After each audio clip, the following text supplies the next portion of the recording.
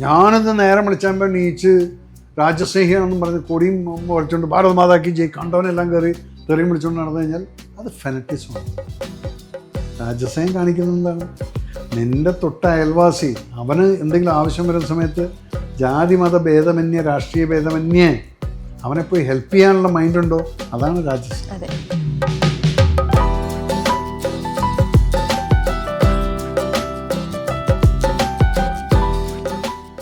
ആദ്യം ട്രെയിനിങ് ചെയ്യുന്നതിനും കത്തെഴുതും അമ്മയ്ക്ക്, നിലവിളിയും കൂട്ടിയിട്ട്. ഇവിടെ പണ്ടാറിറങ്ങുമ്പോൾ അമ്മമാർ ലീവ് വരുന്നില്ല എന്നൊക്കെ പറഞ്ഞിട്ട് ഇങ്ങനെയൊക്കെ വാക്കൊക്കെ യൂസ് ചെയ്യും. ബട്ട് ദെൻ ആഫ്റ്റർ 1 year ഒരു സംതിങ് അത് ട്രെയിനിങ് ഇതെല്ലാം കഴിഞ്ഞ് ഒരു 1.5 വർഷം കഴിഞ്ഞിട്ട് പിന്നെ ഒരു ഓണം വരുമ്പോൾ നമ്മൾ അമ്മ ചോദിക്കും കുട്ടി വരുന്നില്ലേ എന്നുള്ള കത്തിന് മറുപടി അയക്കുന്നു. അമ്മ ഇവിടെ എല്ലാവരും മലയാളീസാണ്, അപ്പോൾ എല്ലാവർക്കും ലീവ് കിട്ടില്ല. ഞാൻ അതിനെ കഷ്ടപ്പാടായിട്ട് ഇന്നവരെ കണ്ടിട്ടില്ല. പട്ടാളത്തിൻ്റെ 24 വർഷം ഞാൻ സർവീസ് ചെയ്തിട്ടുള്ളത് ഞാൻ കഷ്ടപ്പെട്ടു എന്ന് ഞാൻ പറയില്ല. That was my duty. Correct. എനിക്കത് എൻജോയ് ചെയ്തു.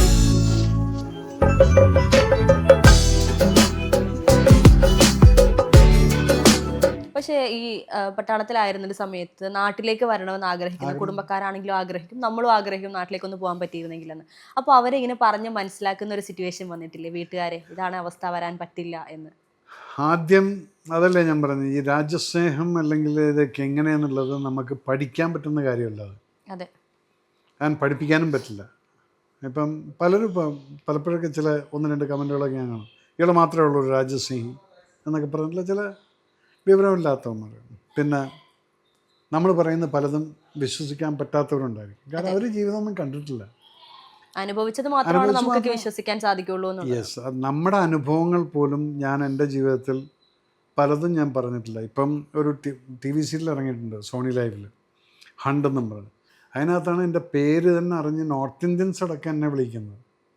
എടാ നീ ആയിരുന്നു ആ രവി എന്നുള്ളത്, നീ എന്ന് പറയുന്ന രവി അല്ലേ ആ AK രവീന്ദ്രൻ എന്ന് ചോദിക്കുന്നുണ്ട്. രാജീവ് ഗാന്ധി വധക്കേസിൻ്റെ ആ കേസിൻ്റെ ഫുൾ അവർ എൻ്റെ പേര് തന്നെയാണ് ചെയ്തിരിക്കുന്നത്. അപ്പോഴാണ് അപ്പം ഞാൻ പോലും നോക്കുന്ന സമയത്ത് ആ സീരിയൽ കാണുമ്പോൾ ഞാൻ എന്ത് മണ്ടനായിരുന്നു.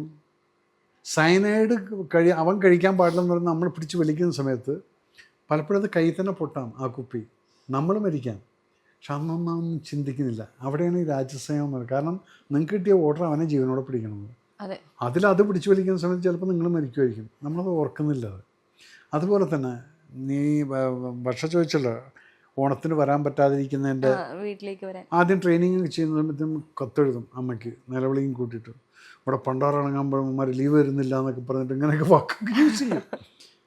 ബട്ട് ദെൻ ആഫ്റ്റർ 1 year ഒരു സംതിങ് അത് ട്രെയിനിങ് ഇതെല്ലാം കഴിഞ്ഞ് ഒരു 1.5 വർഷം കഴിഞ്ഞിട്ട് പിന്നെ ഒരു ഓണം വരുമ്പോൾ നമ്മൾ അമ്മ ചോദിക്കും കുട്ടി വരുന്നില്ലേ എന്നുള്ള കത്തിന് മറുപടി അയക്കുന്നു. അമ്മ ഇവിടെ എല്ലാവരും മലയാളീസാണ്, അപ്പോൾ എല്ലാവർക്കും ലീവ് കിട്ടില്ല എന്ന് എഴുതുന്ന സമയത്ത് ആണ് നമ്മൾ റിയലൈസ് ചെയ്യുന്നത് നമ്മുടെ പ്രയോറിറ്റി മാറി. കാരണം രാജ്യത്തിന് വേണ്ട ഒരു വസ്തുവായിട്ട് നമ്മൾ മാറി. അപ്പം അവിടെ അമ്മയോടും അച്ഛനോടും പറയുകയാണ് ഞങ്ങൾക്ക് വരാൻ പറ്റില്ല, ഇവിടെ എന്നെ ആവശ്യമുണ്ട്. അവിടെയാണ് നിങ്ങളറിയാതെ രാജ്യസ്നേഹി ആവുന്നത്. ആരാണത്? കഴിഞ്ഞ വർഷം തെറി വിളിച്ചാണ്, വിളിച്ച ആള്. പിന്നെ നമ്മൾ കത്തെഴുതാണ് അമ്മ എല്ലാവർക്കും ലീവ് കിട്ടില്ല, ചിലപ്പോൾ അടുത്ത വർഷം കിട്ടുമായിരിക്കും, നോക്കാതെ ചിലപ്പോൾ അതും ചിലപ്പോൾ ആയി. അപ്പം ഇവിടെയാണ് നമ്മൾ ആ ഒരു റിയലൈസേഷൻ വരുന്നത്. ഇപ്പോൾ പ്രവാസികളെയൊക്കെ എല്ലാവരും ഇങ്ങനെ ഭയങ്കര ഉയർത്തിക്ക് പറയുന്നുണ്ട്, പ്രവാസികൾക്ക് നാട്ടിൽ വരാൻ സാധിക്കുന്നില്ല ഇങ്ങനെയുള്ള. പക്ഷേ അതിനേക്കാളൊക്കെ ഉപരിയാണ് ഈ പറഞ്ഞ മിലിറ്ററിയിൽ നിൽക്കുന്ന ആളുകളെ, അവരെക്കുറിച്ച് ചിന്തിക്കുന്നില്ല എന്നുള്ളതാണ്. ഇങ്ങനെയുള്ള ഫെസ്റ്റിവൽസ് വരുമ്പോഴും പലരും പ്രവാസികളെ കുറിച്ച് പറയുന്ന ആരും തന്നെ ഈ സേനയെക്കുറിച്ചോ അല്ലെങ്കിൽ അവിടെ നിൽക്കുന്ന മലയാളികളെ കുറിച്ച് പറയുന്നില്ല എന്നുള്ളത്. അവിടെ പക്ഷേ പ്രവാസികളെയും ഞാൻ കണ്ടിട്ടുണ്ട്. നിങ്ങൾ കാണുന്ന ഈ നോർമൽ പ്രവാസിയുടെ കാര്യമല്ല പറയുന്നത്. ബിസിനസ് ക്ലാസ്സിൽ ട്രാവൽ ചെയ്ത് ഇവിടെ വരുന്ന അടിച്ചു പൊളിച്ച് അടുത്ത ആഴ്ച പോകുന്ന പ്രവാസിയല്ല ഞാൻ പറയുന്നത്. ഞാനൊരു പ്രാവശ്യം മസ്കറ്റിലോ മറ്റോ പോയ സമയത്താണെന്ന് തോന്നുന്നത്, ഖത്തറിലോ എവിടെ പോയ സമയത്ത് ഞാൻ ഈ ഓയിൽ ഫീൽഡ് കാണാൻ പോയി. ഓയിൽ ഫീൽഡ് കാണാൻ പോയപ്പോൾ അത് ഒരു ജൂൺ ജൂലൈ മാസത്തിൻ്റെ സമയമായിരുന്നു. ഹീറ്റ് എന്ന് പറഞ്ഞ ടെമ്പറേച്ചറിൻ്റെ ഒരു 50-52 ഒക്കെ നിൽക്കുന്ന സമയം, അന്ന് 10-12 വർഷം മുന്നത്തെ കാര്യമാണ്. അപ്പോൾ അവിടുത്തെ ഈ ഓയിൽ ഫീൽഡിൽ നിന്ന് വരുന്ന പൈപ്പുകൾ ഇതിങ്ങനെ നമുക്ക് എക്സ്പോസ് ചെയ്ത് കാണാം. അപ്പോൾ ഒരു ഓയിൽ ഫീൽഡിൽ നിന്ന് ഈവനിങ് ചെല്ലുന്ന സമയത്ത് തലയിൽ എല്ലാം കവർ ചെയ്ത് പിള്ളേർ അവിടെ ഈ പൈപ്പിൻ്റെ മുകളിലിരിക്കുക. സത്യം പറഞ്ഞാൽ എനിക്ക് എൻ്റെ കാറിൽ നിന്ന് പുറത്തിറങ്ങാൻ തോന്നുന്നില്ല, ഈ AC കാറിൽ. ആ സമയത്ത് അവിടെ ആ ടെമ്പറേച്ചറിൽ അവിടെ ഇരുന്നു കൊണ്ട്, ആ പൈപ്പിലിരുന്നു കൊണ്ട് ഞാൻ ഇമാജിനേഷൻ ചെയ്തു. ഞാൻ ഇമാജിൻ ചെയ്യാണ് ഇവനിപ്പോൾ ഈ സംസാരിക്കുന്നത് എന്താണ്. ആ ഫോണിൽ സംസാരിച്ചുകൊണ്ടിരിക്കുകയാണ്, ബസ് വരുന്നവരേക്ക് വീട്ടിലേക്ക് സംസാരിക്കണം. അപ്പോൾ എന്തായിരിക്കും അമ്മ കുഴപ്പമൊന്നുമില്ലമ്മ, അവിടെ കുഴപ്പമൊന്നുമില്ലമ്മ, സുഖമാണ്. ഇവിടെ അടിയിൽ 52 അത് പഴുത്ത് 75 ഡിഗ്രിക്ക് ആയിട്ടിരിക്കുന്ന പൈപ്പിൻ്റെ മുകളിലാണ് അവൻ ഇരിക്കുന്നത്. പുറത്തുനിന്ന് അടിക്കുന്ന കാറ്റെന്ന് പറയുന്നത് 60 ഡിഗ്രിയിലും കൂടുതലുണ്ട്. എന്നിട്ടും അവനാണ് അമ്മേനെയും ഭാര്യനെയും വിളിച്ച് പറയാണ് അമ്മ ഓക്കെ അമ്മ. എന്തിനാണത്? അതൊരു ഡെഡിക്കേഷൻ അല്ലേ അത്? അപ്പം അതുകൊണ്ട് നമ്മൾ കാണാത്തൊരു പ്രവാസികളുണ്ട്. ആ പ്രവാസികളെക്കുറിച്ചാണ് ഞാൻ ചിന്തിക്കുന്നത് ഇപ്പോഴും. അത് പറയുന്നത് ശരി. അതേപോലെ തന്നെ നിങ്ങൾ ഇവിടെ ഇപ്പോൾ വർഷ ചോദിച്ചു പട്ടാളക്കാരെ കുറിച്ച് ആരും പറയുന്നില്ല. പട്ടാളക്കാരെ കുറിച്ചിട്ടിപ്പം രാജ്യസേവം പറഞ്ഞാലും ഞാൻ ചിലപ്പോൾ കമൻറ്റിൽ കാണാറുണ്ട്, ശമ്പളം കിട്ടിയിട്ടല്ലേ ചെയ്യുന്നത്, എന്നാ നീ പോയി ചെയ്യടാ. അതിനാരും മുതിരില്ലല്ലോ. അതില്ല, അതിന് മുതിരില്ല. അതിപ്പോ കുറ്റം പ്രത്യേകിച്ച് മലയാളികൾക്ക് ആ ഒരു കഴിവ് കൂടുതലാണ്. കുറ്റം എവിടെ കാണാൻ പറ്റുമോ കാണിക്കും. എത്രയൊക്കെ നല്ലത് ചെയ്താലും അതിലൊരു കുറ്റം കണ്ടുപിടിച്ച് നെഗറ്റീവ് കണ്ടുപിടിച്ച് കമന്റിൽ ഇടുക എന്നുള്ളതാണ് മലയാളികളുടെ. അപ്പം അത് കാണുന്ന സമയത്ത് നമുക്ക് വിചാരിക്കും യെസ്, പട്ടാളക്കാർ പിന്നെ നമ്മളിതൊന്നും ഡിമാൻഡ് ചെയ്യാറില്ല. പ്രവാസി ഈ പറഞ്ഞ ആളുകളെയും ഞാൻ ശരിക്കും പറഞ്ഞു കഴിഞ്ഞാൽ ഞാൻ ചിലപ്പോൾ ആലോചിക്കും എന്നൊക്കെ കഷ്ടപ്പെട്ടിട്ടില്ല ഇവൻ ചെയ്യുന്നത്. പക്ഷെ നമ്മുടെ കഷ്ടപ്പാടെന്ന് പറഞ്ഞു കഴിഞ്ഞാൽ ഞാൻ അതിനെ കഷ്ടപ്പാടായിട്ട് ഇന്നവരെ കണ്ടിട്ടില്ല. പട്ടാളത്തിൻ്റെ 24 വർഷം ഞാൻ സർവീസ് ചെയ്തിട്ടുള്ളതിൽ ഞാൻ കഷ്ടപ്പെട്ടു എന്ന് ഞാൻ പറയില്ല. That was my duty. Correct. എനിക്കത് എൻജോയ് ചെയ്യായിരുന്നു. ആ ട്രെയിനിങ് കഴിയുന്നു, ടഫാവുന്നു, അപ്പോൾ നമുക്ക് അത് ചെയ്യണം ഇത് ചെയ്യണം, അവിടുന്ന് ചാടണം, പാരാജമ്പ് ചെയ്യണം എന്നൊക്കെ പറയുമ്പോൾ അത് ഞാൻ എൻജോയ് ചെയ്യണം. എന്നെ ആരും ഫോഴ്സ് ചെയ്യുന്നില്ല. ഞാൻ ചെയ്യാം, എനിക്ക് ഇഷ്ടമാണ് എന്ന് പറഞ്ഞു ചെല്ലുന്ന ഓപ്പറേഷൻ മുമ്പ് yes I love to go for it. ഭയം ഉണ്ടാകില്ലേ? ഭയം എന്നുള്ളത് ഇല്ല. ഭയം എന്നുള്ളത് ഭയം നമുക്ക് വേണം ഉള്ളിൽ. ആ ഭയം ഉണ്ടെങ്കിലാണ് നമ്മൾ കെയർഫുൾ ആവുള്ളൂ. ഞാൻ ഒരിക്കലും പറഞ്ഞില്ല എനിക്ക് ഭയമില്ല എന്നുള്ളത്. ഭയമുണ്ട്, പക്ഷെ എനിക്കതിനെ ഓവർകം ചെയ്യാനുള്ള കഴിവ് എനിക്കുണ്ട്. ആർക്കാ ഭയമില്ലാത്ത? എല്ലാവർക്കും ഭയമുണ്ട്. പക്ഷെ ആ ഏർഡിനൽ ഏർജ് എന്ന് പറയുന്ന ഒരു സംഭവം വരുന്ന സമയത്ത് നമുക്ക് ഭയമുണ്ടെന്നുള്ളത് മറ്റവന് തോന്നിക്കഴിഞ്ഞാൽ അവൻ നിങ്ങളെ അടിച്ചിട്ട് കളയും. ഒരു പട്ടി കടിക്കാൻ വരുന്നു, ആ പട്ടിയുടെ മുന്നിൽ ചില ആൾക്കാരെ പട്ടി അടുത്തേക്ക് വരില്ല. പട്ടിക്ക് ആ സ്മെല്ല് കിട്ടുന്നില്ല. നമ്മുടെ ഭയം വരുന്ന സമയത്ത് നമ്മുടെ ബോഡിയിൽ നിന്ന് ഒരു കൈൻഡ് ഓഫ് എൻസൈം വരുന്നുണ്ട്. അത് നമുക്കൊന്നും മണക്കാൻ അറിയില്ല, പക്ഷെ പട്ടിക്ക് അത് സ്മെല്ല് ചെയ്യാൻ കിട്ടും. അപ്പം അതിനറിയാൻ പേടിച്ചു എന്നുള്ളൂ. അതാണ് പല ആൾക്കാരും നിങ്ങൾ നോക്കിയിട്ടുണ്ട്. അപ്പം ഞാൻ നടന്നു പോകുന്ന സമയത്ത് എന്നെ ഇതുവരെ ഒരു പട്ടി എൻ്റെ അറ്റാക്ക് ചെയ്യാൻ വന്നിട്ടില്ല. നമ്മൾ നടന്ന് പോകുന്നതിൽ അതിനറിയാം ആ ഇത് വരുന്നില്ല. മറ്റേതാ സ്മെല്ല് ഇവർക്ക് കിട്ടുകയാണ്. ഇത് പേടിച്ചു വരുമ്പോൾ അറ്റാക്ക് ചെയ്യും. നേരെ വിളിച്ച് അവിടെ തന്നെ നിന്ന് പലരും ചിലപ്പോൾ നോക്കിക്കഴിഞ്ഞാൽ കുറച്ച് കഴിഞ്ഞാൽ അത് അതിൻ്റെ പാട്ടിലങ്ങ് പോകും. ഇത് തന്നെയാണ് ഈ ഭയം എന്ന് പറയുന്ന സംഭവം. നാച്ചുറലായിട്ട് അത് എല്ലാവർക്കും ഉണ്ടാവണം. ഇല്ലെങ്കിൽ ഭ്രാന്തരാണ്. ഭയമില്ലാത്തവൻ ഭ്രാന്തരാണ്. ഭയം ഉണ്ടായിരിക്കണം. അല്ലെങ്കിൽ ഭയമില്ല ഞാൻ വേറെ ചങ്കൂറ്റക്കാരനാണ് എന്ന് പറഞ്ഞ് ട്രെയിനിൻ്റെ മുന്നിൽ പോയി നിന്ന് കഴിഞ്ഞാൽ അവന് ഇടിയിട്ടും. അപ്പോൾ അവന് സെൻസില്ല. അപ്പോൾ അത് ഭ്രാന്താണ്. അപ്പോൾ ഭയം ഉണ്ടായിരിക്കും, നമുക്ക് എല്ലാവർക്കും ഉണ്ട്. പക്ഷെ അതിനെ ഓവർകം ചെയ്തിട്ട് നമ്മൾ ചെയ്യുന്ന പ്രവൃത്തിയിലാണ് യെസ് ഹി ഗോട്ട് ഗട്ട്സ് എന്നത്. അതാണ് ഗട്ട്സ് എന്ന് പറയുന്നത്. അത് ഭയമില്ലാത്തതുകൊണ്ടല്ല, അത് he got the guts to overcome that. ആ ഭയത്തിന് നമുക്ക് ഓവർകം ചെയ്യാനുള്ള ഒരു ഫീൽ വരുമ്പോഴാണ് യു ആർ സംതിങ് ഡിഫറെൻ്റ് എന്ന്. ഇപ്പോൾ ദേശസ്നേഹം എന്ന് പറയുന്നത് കുറച്ച് നാളുകളായിട്ട് കുറച്ചുകൂടെ കൂടുതൽ ചർച്ച ചെയ്യപ്പെടുന്ന ഒരു വിഷയമാണ് ഇന്ത്യയിൽ മൊത്തത്തിൽ തന്നെ. പക്ഷേ അപ്പോഴും ചില സൈഡുകളിൽ ചില വശങ്ങളിൽ നിന്നുള്ള ആരോപണം എന്ന് പറയുന്നത് ദേശസ്നേഹത്തെ രാഷ്ട്രീയത്തിൽ കൂട്ടിക്കിടക്കുന്നു എന്നുള്ള രീതിയിലുള്ള ആരോപണം വരുന്നുണ്ട്. അങ്ങനെയുണ്ട്. ഇപ്പോൾ നമുക്കറിയാം കുറച്ച് നാളുകൾക്ക് മുൻപ് വരെ ഇന്ത്യ ഒരു യുദ്ധം കഴിഞ്ഞു നിൽക്കുകയാണ്. പക്ഷെ അതിൽ പോലും രാഷ്ട്രീയം കുത്തി നിറക്കുന്നു എന്നുള്ള ആരോപണങ്ങളാണ് ഇപ്പോൾ ഏറ്റവും കൂടുതൽ നമ്മൾ കേട്ടത്. അതിൽ വാസ്തവമുണ്ടോ? ഞാനൊന്ന് പറഞ്ഞൊരു സ്റ്റേറ്റ്മെൻറ്റ് 22-ാം തീയതി ഈ സംഭവം നടന്നു. 23-ാം തീയതി കാലത്ത് മാതൃഭൂമിയിൽ എന്നെ ആൾക്കാർ വിളിച്ച സമയത്ത് ഞാൻ അവിടെ കാലത്ത് പറഞ്ഞൊരു സ്റ്റേറ്റ്മെൻറ്റ് വളരെയധികം വൈറലായിട്ടുണ്ടായിരുന്നു. അന്നാണ് ആൾക്കാരത് റിയലൈസ് ചെയ്തത്. ആ രാത്രി വരയ്ക്കെല്ലാം കൽമ ചൊല്ലിച്ചു, മുണ്ട് പൊക്കി കാണിക്കാൻ പറഞ്ഞു. അവിടെ മുണ്ടൊന്നും ചുറ്റിയിട്ടില്ല, വെറുതെ ആൾക്കാർ പറഞ്ഞു. അത് മലയാളിയുടെ ഒരു ലാംഗ്വേജാണ്. അവിടെയാണ് രാഷ്ട്രീയം വരുന്നത്. മുണ്ട് പൊക്കിയിട്ട് ചോദിച്ചു ഹിന്ദു ആണോ മുസ്ലിം ആണോ എന്നുള്ളതല്ല. ഞാൻ ചോദിക്കട്ടെ, ഒരു പാകിസ്ഥാനിൽ നിന്ന് വരുന്ന ഒരുത്തൻ എന്തിനാണ് മുണ്ട് പൊക്കി ചോദിക്കുന്നത് നീ ഹിന്ദു ആണോ മുസ്ലിം?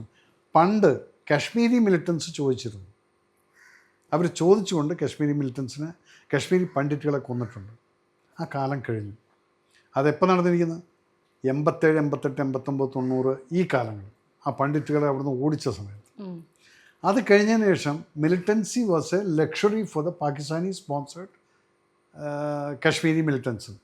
അവർക്ക് ലക്ഷറി വേണം, ഒരു AK-47, കുറേ പൈസ, പിന്നെ ഏത് വീട്ടിലും കയറി ചെല്ലാം, പെൺകുട്ടികളെ റേപ്പ് ചെയ്യാം, ഇതെല്ലാം ചെയ്യുന്ന ഒരു ലക്ഷറി ആയിരുന്നു അവർ. അവിടെ അവനിത് ചോദിക്കുന്നില്ല നീ ഹിന്ദുവാണോ മുസ്ലിമാണോ, എവിടെ കയറിയാലും അവൻ ഓക്കെയാണ്. സഡൻലി നിങ്ങൾക്ക് 2025 ഇങ്ങനൊരു ചോദ്യം ചോദിച്ചിട്ടുണ്ടെങ്കിൽ, ഞാൻ അനലൈസ് ചെയ്ത്, ഞാനൊരു വർഗീയവാദി, അല്ലെങ്കിൽ നേരത്തെ ഈ പറഞ്ഞ പോലെ തന്നെ എനിക്ക് മനുഷ്യന്മാരെ കണ്ടാൽ മനസ്സിലാക്കാൻ സാധിക്കും. എനിക്ക് ഈ ജാതി വർഗ വിവേചനം ഇതൊന്നും ഇല്ല. പക്ഷെ എന്നെ കുറേ ഇപ്പം അത് ഇപ്പം ആരും പറയുന്നില്ല, ചില ഒരു പർട്ടിക്കുലർ കമ്മ്യൂണിറ്റിയിലുള്ള 1% ആളുകൾ, അവരുടെ തലയ്ക്ക് വിഷം കയറിയിരിക്കുന്ന ആളുകൾ എന്നെ വർഗീയവാദിയായിട്ട് ചിത്രീകരിക്കുന്നുണ്ട്. അത് ചിത്രീകരിച്ചോട്ടെ, അത് അവൻ്റെ വർഗീയതയാണ്. പക്ഷെ ഇവിടെ ഞാൻ പറഞ്ഞൊരു കാര്യം ഇതാണ്, എന്തുകൊണ്ട് പാകിസ്ഥാനി മിലിറ്റൻസ് വന്ന് ഹിന്ദുവാണോ മുസ്ലിമാണോ ചോദിച്ച് കൊന്നു എന്നുള്ളത്. ഓക്കെ, അത് നിങ്ങൾ മനസ്സിലാക്കും. അവൻ ചോദിച്ചു കൊന്നു, എല്ലാം കറക്റ്റ്. പക്ഷെ അതിൻ്റെ പിറകെ കിടക്കുന്ന അജണ്ട എന്താണെന്നുള്ളത് നമ്മൾ മനസ്സിലാക്കണം. അതുകൊണ്ട് ജനങ്ങൾ സൂക്ഷിക്കണം എന്നുള്ളത്. അതെന്തായിരുന്നു? ഇവിടെ നിങ്ങൾ അവിടെ ഈ 26 പേരെയും കൊന്നിട്ടങ്ങ് പോയിട്ട് ഈ ഒരു മാർക്ക് അവിടെ ഇട്ടു, ഹിന്ദുവിനെ തേടി പിടിച്ച് കൊന്നു എന്നത്. ഇവിടെ ഹിന്ദുക്കളും മുസ്ലിങ്ങളും അപ്പം വന്ന് കൊന്നിരിക്കുന്നവരാണ് മുസ്ലിം. അതെ. അപ്പോൾ ഇവിടെ ഹിന്ദുവും മുസ്ലിമും തമ്മിൽ ഒരു ഫ്രിക്ഷൻ ഉണ്ടാക്കാനുള്ള ഒരു വിത്ത് അവൻ പാവിയിട്ടാണ് പോയിട്ടുള്ളത്. അത് നിങ്ങൾ മനസ്സിലാക്കുക. ഇത് സത്യം പറഞ്ഞു കഴിഞ്ഞാൽ കേരളത്തിലെ ജനങ്ങളടക്കം റിയലൈസ് ചെയ്തു, ഇയാൾ പറയുന്നത് കറക്റ്റല്ലേ എന്നത്. അതിലെന്ത് പറ്റി? It has gone up to national ലെവലടക്കം ഈ ഒരു ചർച്ച ഇങ്ങനെ പോയിട്ടുണ്ടായിരുന്നു. അതിൽ ഒരു കമ്മ്യൂണൽ വയലൻസ് എന്ന് പറയുന്നൊരു സംഭവത്തിലോട്ട് അത് പോയില്ല. നേരെ മറിച്ച് അതിന് കൊടി പൊങ്ങുമായിരുന്നു.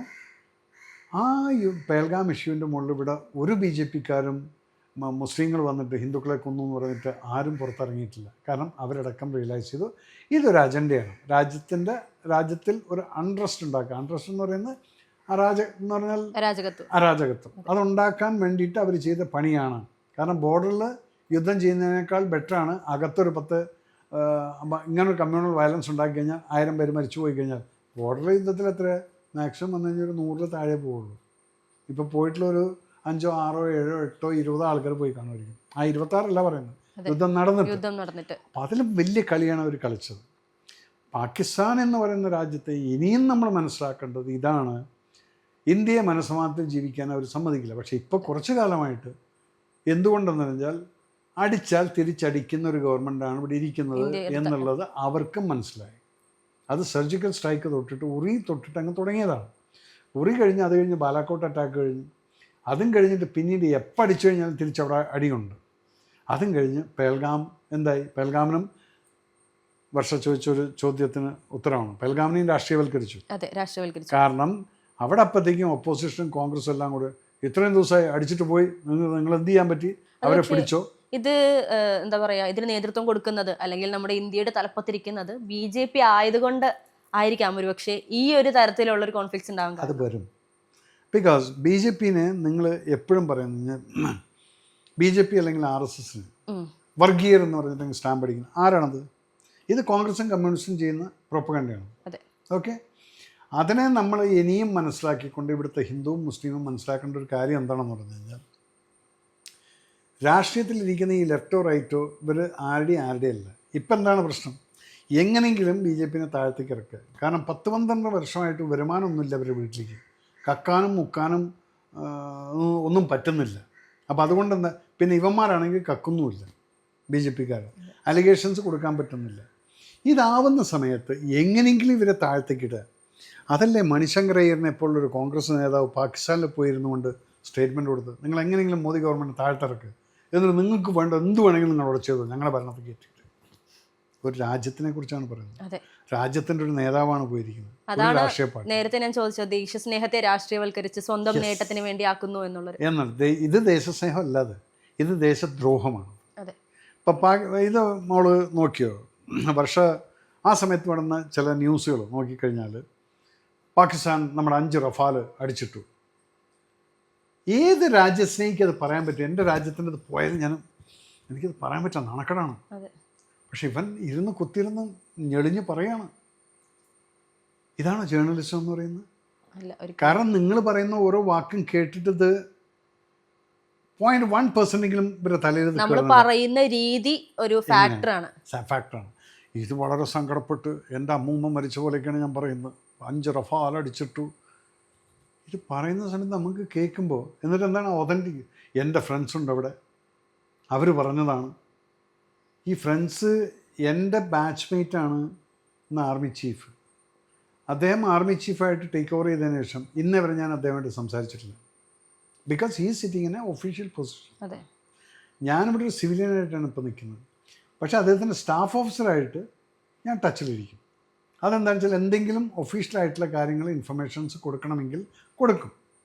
ഇപ്പം റീസെൻ്റ്ലി ഇവിടെ ഒരു ഫ്രണ്ട് എന്നെ വിളിച്ചിട്ട് പറഞ്ഞു, ട്രിവാൻഡ്രത്ത് ഈ യുദ്ധം നടക്കുന്ന സമയത്ത് യുദ്ധം കഴിഞ്ഞ് സീസ് ഫയർ കഴിഞ്ഞതിന് ശേഷം കുറേ വൈറ്റ് ആയിട്ടുള്ള ഗ്രൂപ്പായിട്ട് 5-6 സാധനങ്ങൾ ഇങ്ങനെ സ്കൈയിൽ കൂടെ ഇങ്ങനെ പറന്നു പോകുന്നു സ്പീഡിൽ. ഇതെന്താണെന്നുള്ള ഒരു പിടിയും കിട്ടുന്നില്ല ആർക്കും. അത് കിട്ടിയ വഴിക്ക് ഞാനത് ഇമ്മീഡിയറ്റ്ലി അവിടെ വിളിച്ച് പറഞ്ഞു. അവിടുന്ന് അവർ മിലിറ്ററി ഇൻ്റലിജൻസുകാരെ വിളിച്ചിട്ട് ട്രിവാൻഡ്രത്ത് വിളിച്ചു പറഞ്ഞു. അത് അവരുടെ പണിയാണ്. പിന്നെ അതിന് മാത്രമാണ് യൂസ് ചെയ്യുന്നത്. അല്ലാതെ മോനെ അവിടെ എന്ത് നടക്കുന്നത്, എത്ര എണ്ണത്തിന് അടിച്ചിട്ടു, എന്താണ് ഞാൻ ചോദിക്കാൻ പാടില്ല. Because if you are A responsible person, ഒരു രാജ്യം യുദ്ധത്തിനെ ഫേസ് ചെയ്യുന്ന സമയത്ത് നമ്മൾ മിനിമം ഇൻഫർമേഷൻസ് മാത്രമാണ് അവിടുന്ന് ചോദിക്കാൻ പാടുള്ളൂ. പല കാര്യങ്ങളും അവിടെ സീക്രട്ട് മെയിൻറ്റെയിൻ ചെയ്യും.